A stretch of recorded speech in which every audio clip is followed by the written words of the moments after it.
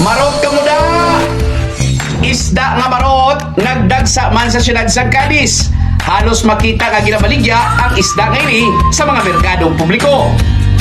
Yari ang bugos ka detalye.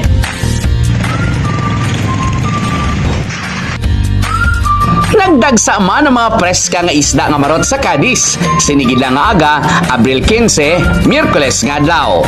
Binanyera ang mga nag-alalabot sa pila ka mga fish broker section o komisyonan nga naamtang sa may barangay Zone 6 sa nasambit nga syudad.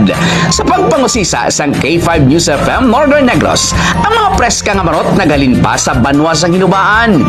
Kag gin-deliver diri sa syudad sang Cadiz, agod nga ibaligya man. Klinika D3 Bio, nagaprotekta batok sa hypertension. Klinika D3 Bio.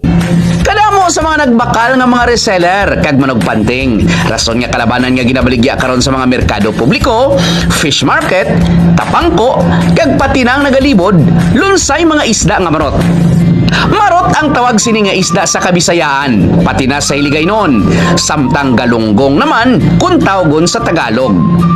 Dugang pa, yarang presyohan ng sini sa 120 hasta 160 pesos ang hamay-hamay.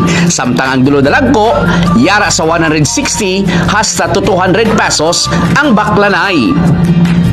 Ini si K5 Bomba Marilo para sa Kampiyon nga Balita, Serbisyo Publiko kag Kalingawan sa Negros, K5 News FM.